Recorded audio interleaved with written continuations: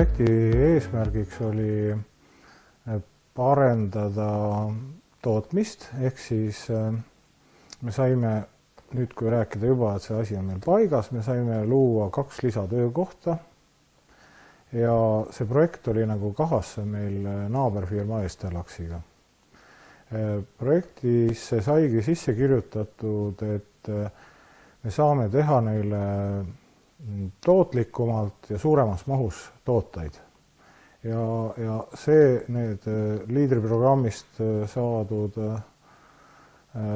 siis abi korras saimegi muretsetud need Delfrid, ja nüüd see on aasta on juba üleval Delfrid ja see on tegelikult tõsi, et meil on loodud 2 töökohta, nii nagu lubatud sai projekti kirjutatud ja Estelaxil on ka abi sellest, et me tegelikult mõlemad võitsime.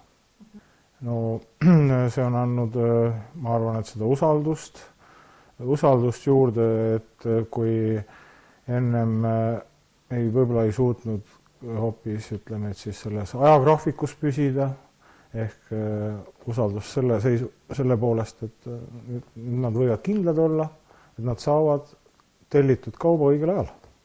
Tähendab, ma arvan seda, et kui keegi hakkab kahtlema, et kas teha või mitte teha, siis kindlasti teha. Ehk siis kui isegi ei saavuta see projekt seda eesmärki, ehk siis seda toetust, siis vähemalt on kogemus. Ja ma arvan, et see ajakulu ei ole ka nii suur, et see ei vääri seda teha. Meil õnnestus selle abiprogrammiga osta need Delfrid tegelikult tõsta võimega 10 tonni. Ehk siis, kui me praegu Estelaxi töö jaoks kasutame lehti, mis kaaluvad seal 500 kilo kuni 1000 kilo,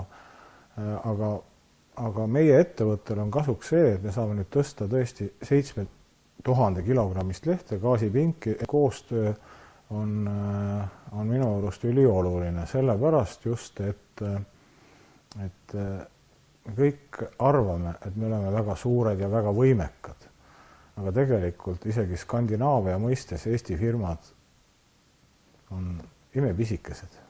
Et tegelikult me saame võita maailma ainult niimoodi, kui me paneme kõik seljad kokku.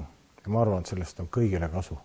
Aga selleks tuleb kas käia messidel või otsida ise kontakti, sest et tahes tahtmatult üksinda ei suuda. Meil on koostöö Estelaxiga ja väga paljude Eesti firmadega. Ehk siis me koos suudame pakkuda selliseid tooteid, mida me üksinda ei suudaks.